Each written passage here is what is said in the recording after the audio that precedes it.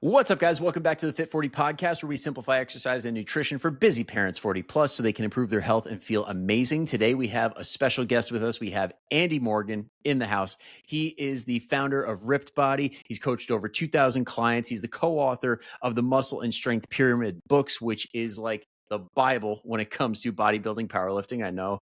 Very humble guy, but I will say it taught me so much. I got so much from it. And he's also the host of the Rip Body podcast, which you should definitely check out once you're done listening to this. But Andy, welcome to the show. Brian, pleasure to be on. May I hire you to walk in front of me so that every room I enter is just like in awe of my presence moving forward? Hey, I am more than happy to be the hype man anywhere. Just let me know when. I'll be there. In fact, well, you say anywhere. As you know, I live in Tokyo. So that's, you're prepared to move house, move life, have a small apartment. That's very fine. Small apartment. Yeah, high rents. Okay, great. Yeah, totally cool. Me and my fiance, I told her like, oh, the guy I have on today, he's from Tokyo. And she's like, we should go to Tokyo. So there we go. You definitely should go to Tokyo. I've been here living in Japan for 20 years. You can probably tell from my accent that I'm English, though. So I moved here just shortly after graduation, started teaching English, started coaching 14 years ago, so about 6 or 7 years into teaching English. So yeah, I've been in this industry a while, seen a lot. We've been helping people a while, and I'm happy to share what I know. My demographic targets mainly men, which you'll see from the website, which is ripbody.com. And we actively don't coach women. Part of this is marketing, because you've got to speak to your target audience in order to grab a target audience. But that doesn't mean that the principles don't apply. So I just want to throw that caveat in there. I will be speaking from some research, also some experience as a coach, which we're going to bring together as like evidence-based recommendations.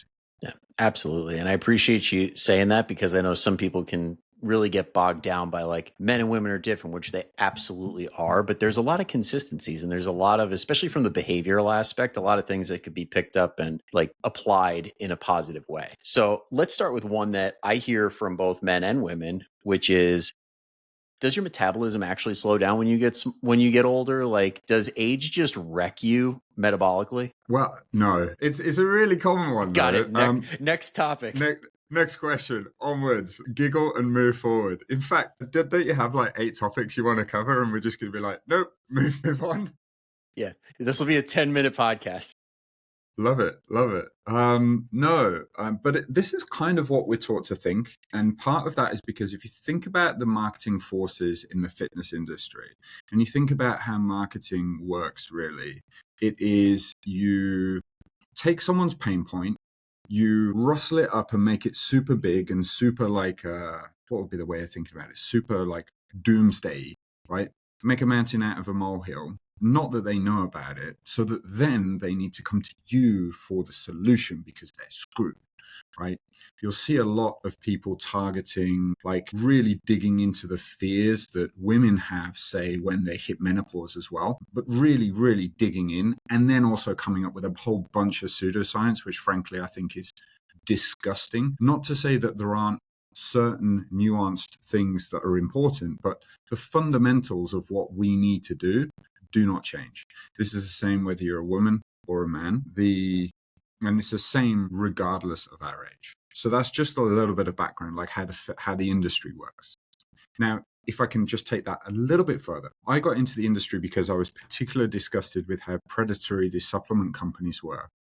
And there was very little information in Japanese on it. So I started blogging in English so that I could then translate to get my thoughts out there. So I could then have that put into Japanese to then hopefully help my friends in the gym. And the reason I did that is because, science, the language of science is English. And most Japanese people do not speak English. And so with the language barrier, there was an information gap. And so it was particularly predatory in Japan, I thought, and there was a lack of good information out here, and I wanted to do something and try and fix that. Now, we're 14 years in now, and we are in a position where we have, many would say, the most trusted website in Japan on these topics, and which I'm very pleased and honored to be in that position. But if we back up, most money can be made in recurring subscription products and main products. especially ones that have like blends or non-specific ingredients like proprietary blends and that kind of thing, because then they can put a markup on it because it's not a commodity. So then there are massive amounts of money to be made on a recurring basis by just basically lying their asses off or underdosing, which we can talk about a little bit later, the actual ingredients, right? Because this is not very well regulated at all, especially in the States, unfortunately. And so, we end up with just a lot of nonsense out there in the industry. Now, one of the things that people find or are taught is that once they hit, I don't know, insert age here, could be 40, could be 50, could be 60. It's going to depend on where you are, because your algorithm and where you go on social media knows your age. And so you will be targeted with people talking about your age specifically where things go mental, right? Where you are now, quote unquote, screwed. That's not the case. What does the research show? So metabolic rate is pretty damn stable right through to the 60s. From that point, there are slight drop-offs. That's what the research shows. So then you've got to ask the question, so where does this idea that our metabolisms get screwed up when we hit our, let's say, 40s here, given the name of the podcast, where does that come from, right? Where would you say that comes from, Brian? I don't want this to just be the Andy Morgan show, right? It's your show. Oh no. I mean, hey, you make my job easy. You're great at elaborating. But no, I really think it comes from the fact that, at least in my experience working with parents, the amount of responsibilities just starts to pile up to the point where you can't keep that same lifestyle that did result in burning however many calories you burned back in college or high school when you were playing sports, walking everywhere. And that's I think is like the biggest one, but there's multiple factors. Yeah, people train less. Muscle mass generally drops off over time, and that is because we are less active as we age, and we also move less, right? Whether that's physical activity or just walking less, because we're driving more, we're spending more time behind our desk. And for many of us, we will literally walk from our bedroom to the living room, to the kitchen, back to the living room, to maybe our home office. From there, we might walk to the car. We may drive to wherever it is we're going. Right? We'll walk only a few steps, then go back. Whereas before, when we were younger, we'd be walking everywhere or cycling everywhere or running everywhere. Like you may have played some sports with your friends as well. You'll be outside. All this activity just gradually declines as we get older, we get wealthier, we get busier, and we end up taking the easiest path, which is natural, which is to jump in a car or Uber or whatever, right? So there are these two things going on, right? Our level of muscle mass is declining, and therefore how many calories we burn. This is a smaller effect, I will say. How many calories we burn is decreasing, but then also our activity levels generally is declining. So then this gets into the myth that, okay, once you hit a certain age, your metabolism is shot, you can no longer do anything about it. Rest assured, that is not the case. It's likely a drop in your activity levels in terms of practical recommendations. Have a look on your smartwatch or your phone on Apple. If you've got an iPhone, I'm not sure what Android is, but there's an equivalent. You go into the health app, you'll see your daily step counts. You can look back often over years as to how your step counts are and how they may have declined over time. Certainly, many of us, we can have data going back into COVID, and you can see pre and post-COVID, also pre and during COVID, and then post-COVID, how that just immediately your activity levels declined, which, funnily enough, many of us gained weight during that time, right? Part of that is just like you're at home, you're bored. I saw it go both ways. There was no in between. People either got very in shape or they got really out of shape. And it was wild because I had a few clients at the time, just like their whole issue was travel. So like they had no time to do anything. But when you can't travel, they're like, oh my God, a whole new world. I feel amazing. Yeah. I've seen that as well. Absolutely. Some people, they'd hunker down. They're like, right, perfect time to get in shape. They do a garage gym. Yeah, you're right. It can go both. Hopefully before the price gouging, they got that garage gym. Right. Yeah. Got bad. Yeah, so this is really, really where it comes from. So, the good news is that you're not stuck. If you train, you have a look at your step counts. If you see that they're low, you purposefully, have a few extra walks, maybe after meals, 15, 20 minutes. That's going to bump your step count up. If you do a 20-minute walk after each meal, then you're talking about an extra 6,000 steps a day. That's going to help. And the other thing that can be a little bit rough is that when people are trying to lose weight, they have to reduce their calorie intake. And so hunger is your enemy there. And some people have to reduce it more than others. And so if you go online and say, hey, I am eating 1,400 calories a day, just for example, but I'm not losing weight, again, for example, is this right? You're going to have a whole bunch of people saying, no, that's not right. Your metabolism must be short, blah, blah, blah. When the reality of it is you are a shorter than average, just for example, right? You're a shorter than average person with lower than average activity levels. Look at your step counts, that's the proof of the pudding, not how much you go to the gym necessarily, who just burns fewer calories than average, and maybe your metabolism, which can very often come down to organ size, and which we have no control over, is just a little bit lower than average. And so unfortunately you have to kind of just suck it up and really make the most of your food choices so that you're eating very filling foods like salads, fruits, etc. Prioritizing those over, take another extreme example, donuts, ice cream, very, very fatty steaks, which are obviously very high calorie, just so that you are making the most of your calorie budget so that you aren't feeling hungry fairly quickly after you eat. And this is so huge because I think a lot of people do get swept up in the, I'm aging, my hormones are going to crap and all this. And it's like, if we're being totally honest, like even if, let's say you did have everything working against you, there still is a certain calorie point that would still result in weight loss. Otherwise, we could just starve ourselves and nothing would happen. Yeah. And there's one other super important point here, and that is that people forget or don't realize. It's more forget and don't realize, actually. So they forget that their weight fluctuates. They know this, right? Because they weigh themselves in the morning, they weigh themselves in the evening. Oh, they're heavier in the evening. Why is that? Because they woke up and went to the toilet, right? So now they're like at least a pound lighter, maybe 2, maybe 3 in some cases, right? So then, you have your breakfast and boom, now you're a couple of pounds heavier, right? Because you got the food and the water that you drank. You drink a pint of water, that's a pound there, right?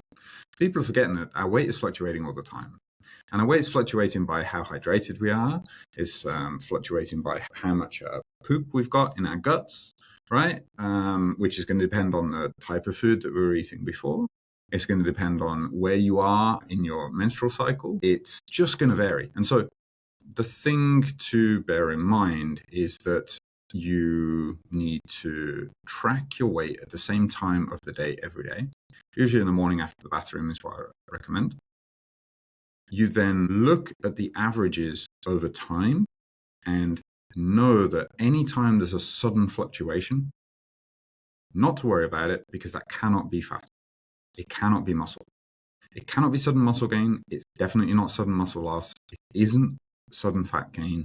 It's not going to be sudden fat loss. It's just a fluctuation in these tissue changes, water, gut content, and something called glycogen, which is carbohydrates stored in your muscles. So in a nutshell, like the good weight, the type that we want to fuel our workouts, to give us energy throughout the day, all the stuff that we do want in our body can drive the scale up. Yeah, exactly. Yeah. And now you made a good point before, how you said like the activity levels drop down. We're not biking as much and things like that. And I'm curious because being in Tokyo, which, fun fact, I looked into it right before we hopped on. It has like one of the lowest obesity rates in the entire world. I think it was like 4.5%.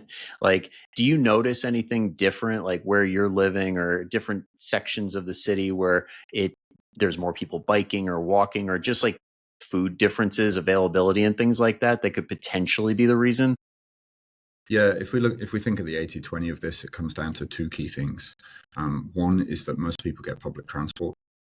People don't drive to work.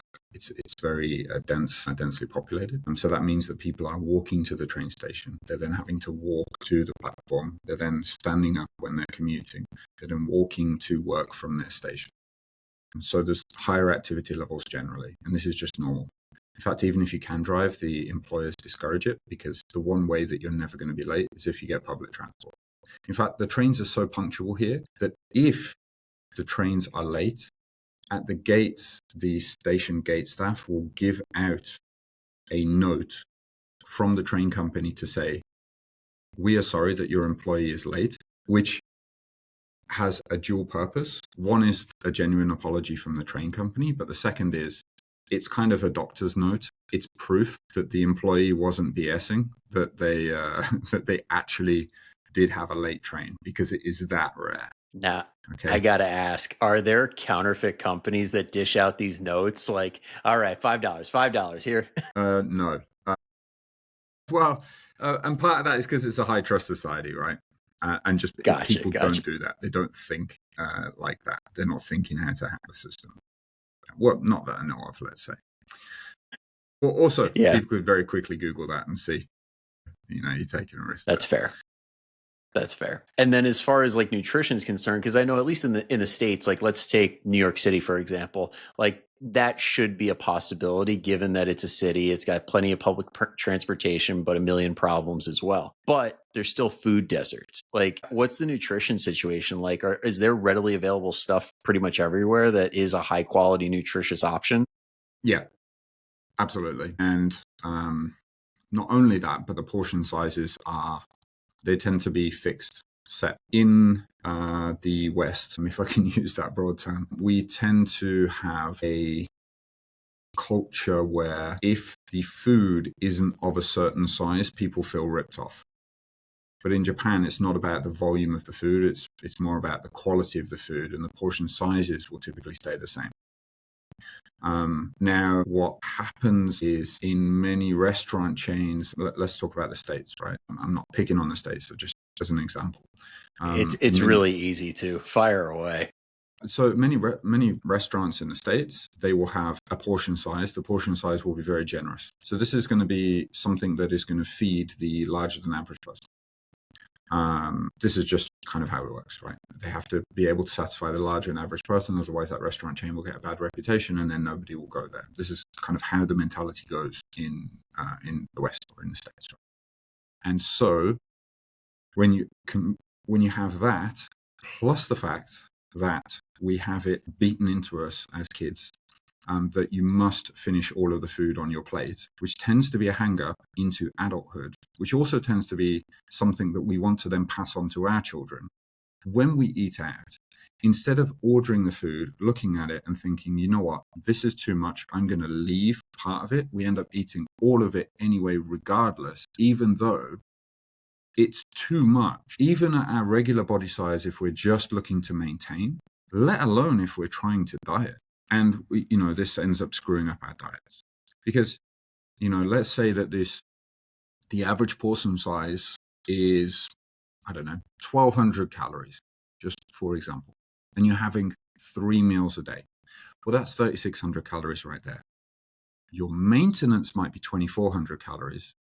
Your diet calories might be half of that 3,600. It might be 1,800 calories. That's very realistic. Right. So really, when you're eating out, in many cases, you should be taking that portion, sad as this is, halving it and throwing it out or sharing it with a friend. But we don't do that. There's a taboo on leaving things on our plates. But ultimately, once it's ordered, the thing I say to clients is once it's ordered and it's on your plate, it's benefiting literally no one by you eating it. Unless like you have your kids, young, impressionable children there, and you want to instill like, good manners, good non-food waste in them. It benefits no one, but we do it anyway, again and again and again. I would argue that by leaving food on the plate, that's the only way that we can send the message back into the kitchen and the restaurants and the restaurant management that actually the portion size was too much.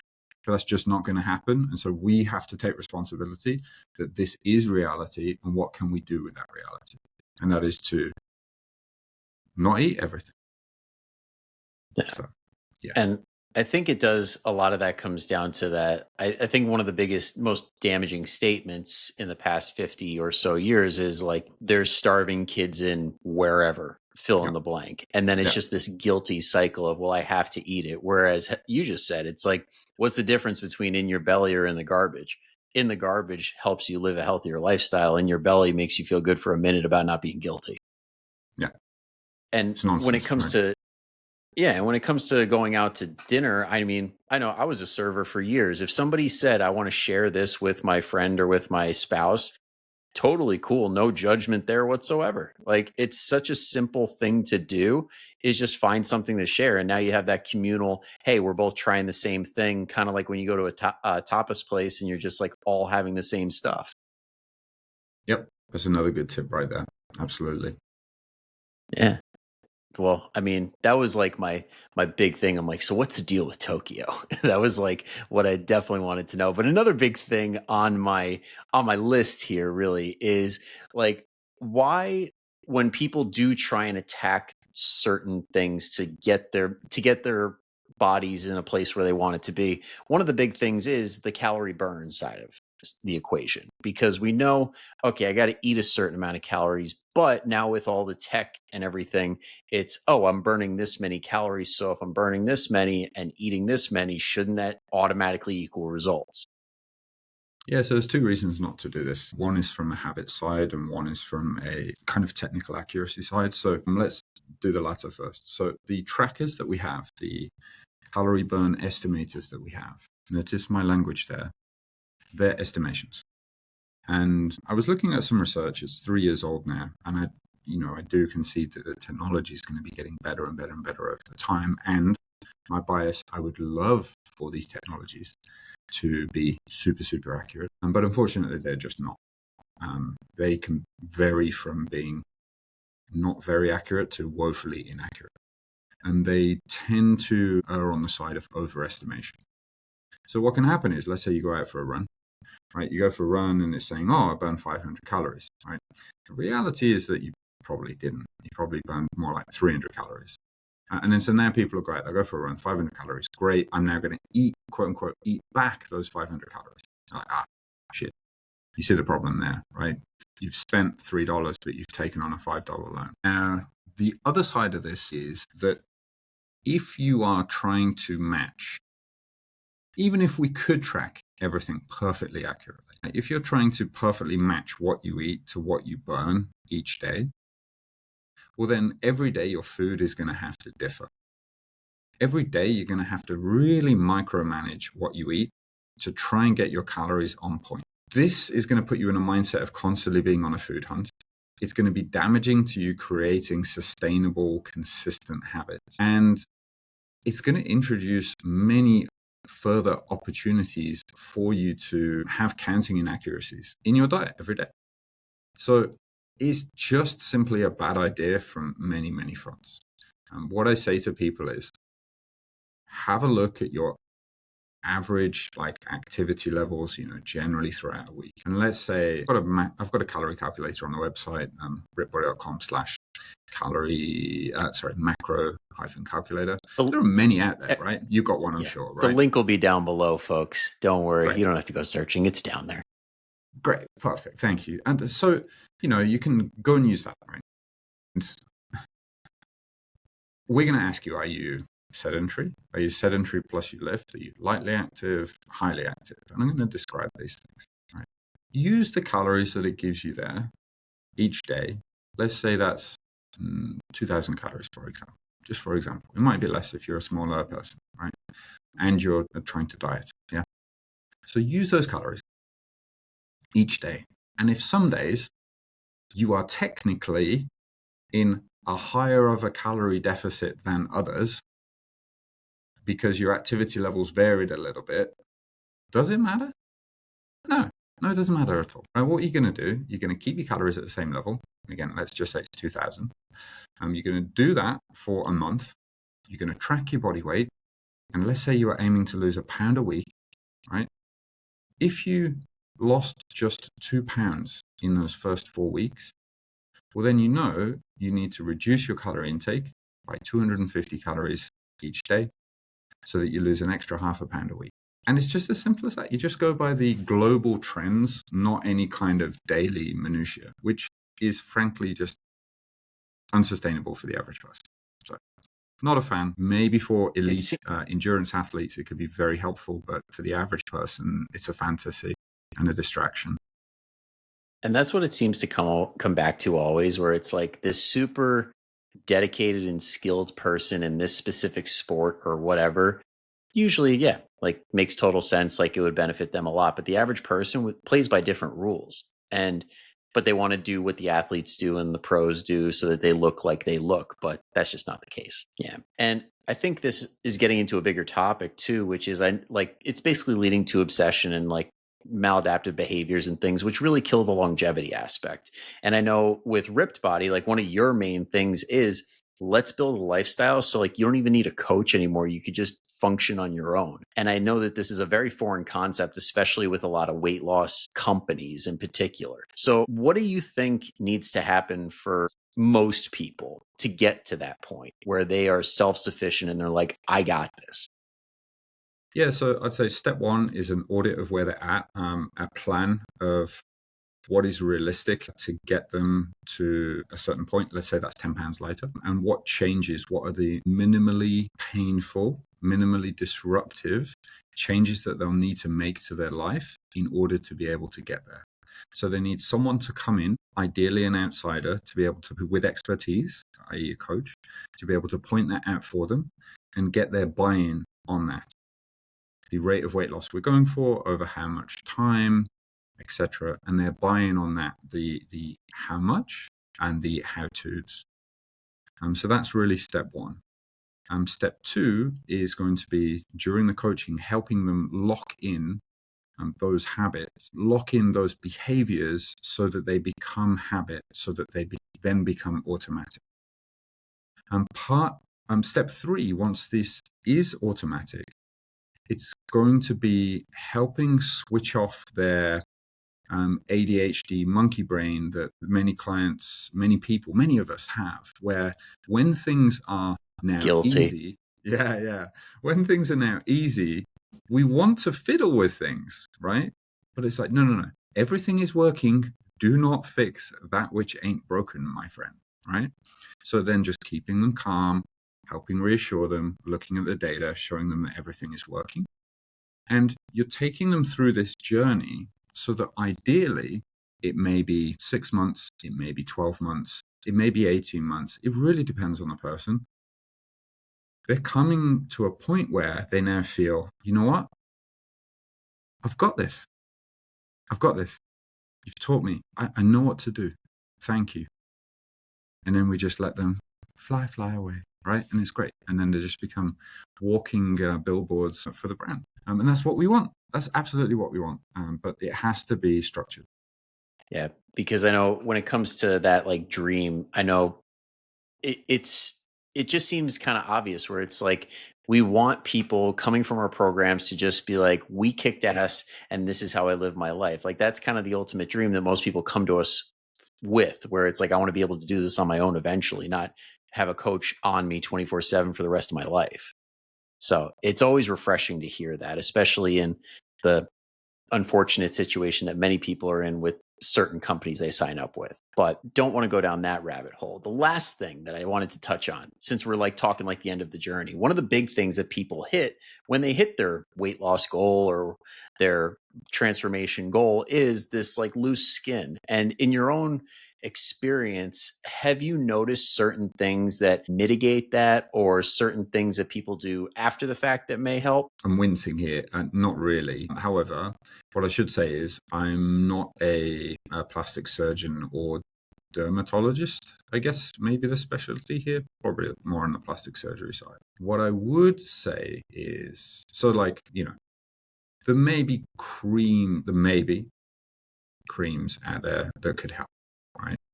You can be damn sure that if you Google it, you're going to be sold some, right? You can also be damn sure that if you Google loose skin surgery, you're going to have someone who's going to sell you surgery. It's like for the guys, everyone's now going to try and sell you testosterone replacement therapy because the incentives go to the person who's willing to stretch the truth the most, because they can get the most clicks on their ads, and then they can then sell you on a permanent bi-weekly or weekly or inject medical solution, right? That you potentially don't need. Like I was coming across an ad the other day. It was saying if your test is And then they had a number which was, I think it was 600. If your test is lower than 600, you absolutely need to be on this. And it's like, whoa, whoa, whoa, whoa. The natural range is 300 to 800, my friend. Anyway, point is, beware of what you Google. From my experience, what happens is, if you have a very high level of weight loss, then you are likely to have some looseness in your skin. It's almost, think of like a balloon that you've blown up and then you've blown up again. So the older the balloon, the more times you blow it up, the less it's able to just come back to where it was before. And also the magnitude of how much you blew it up matters. The second thing is to bear in mind is that as we age, skin tends to lose elasticity. Hence, why we get a bit wrinkly as we get old. The third thing to bear in mind is that skin can only come tight at a certain rate. And if you lose weight really quickly, you can expect there to be loose skin. But if you simply wait, then very often it will just come tight over time after. So I'd say if you do experience some loose skin after dieting, don't worry, that's normal. Wait and see. And when I say wait and see, I mean wait several months. And if you can take photos and be as objective about this as possible, you're then making an informed decision rather than potentially an emotional one when you catch yourself in the mirror one day, like 6 weeks later, and you're like, and then you snap and then you go and book yourself into a surgery office and then get hard sold on something that you didn't potentially need. As you can tell, I hate people in this industry. It's just these predatory Fs. Like, I really, we could just really have a whole despise. separate episode on that. We'll just like air our grievances. It's like we'll do a Festivus. Now, if we want to put this another way, let's say you're worried about getting loose skin, right? What I would say to you is lose weight at a steady, reasonable pace, which is what I'd recommend anyway, which is on average 0.5 to 0.75% of your body weight. So if you weigh, say, 150 pounds, for example, then this is going to be like 0.75 pounds to a pound, something like that. If you do that, in most people, in most cases, almost no matter the magnitude of weight loss, you'll find that your skin is going to come tight over time. If you're someone who goes from 300 pounds to 150, yeah, you can expect a little bit of loose skin. But, don't get scared. Know that this is common, normal. Just don't panic. Don't let someone immediately sell you some solution. And it's super common, I know, with like the ladies I work with to have the loose skin be due to pregnancy, because for that exact reason, it's like you gained however much weight in 9 months. Like you're supposed to put on 20, but many put on 50, 60, 70. I don't judge, but that is the situation. And it's just something to be conscious of. And especially coming down the other end where it's like, let's lose slow, let's let your body do its thing and understand what to do when we're talking best case scenario. Really helpful information. No doubt that I can feel some people are going to hear this and be like, I got to slow myself down. I know I should. But then they might get the squirrely brain and go back to losing fast. Who knows? But that being said, this has been a lot of incredible information. And I have no doubt people are going to be looking you up after the fact. So let's help them out here. And where can they find you if they want to see more? Sure. Yeah, just go to rippedbody.com and you will see that I've got, what's perhaps the most helpful thing? I've got a free 15-day Kickstart course. You can enter your email address and get that. It's delivered over email. It's got some training programs, some nutrition advice. It kind of takes people through how I would set them up, the pitfalls to look out for, and many of the things that we've talked about today. So that's probably the most helpful thing. And then the other thing I'd say is I've spent the last 14 years writing articles to my young self, the stuff that I wish I had access to and actually had the maturity to read, because I was still looking for shortcuts for many, many years, right? It's all free. All been so there. You're going to see some coaching. You don't have to do coaching. You're going to see some books. You don't have to buy any books. Really, I'm just happy to help. And also a reminder, people, there will be the calorie calculator down below as well, but that's more of a reminder for me. So thank you everybody for tuning in all the way through. Hope you guys got a lot out of it. But if at any point you heard something that really struck a chord and really resonated with you, where you had that person pop in your head and you're just like, damn, they really need to hear what Andy just said, go send this episode their way. They'll thank you for it. And so will we. All right. So that's it for today. Thank you so much. I will see you next time. But until then, go kick some ass. Later.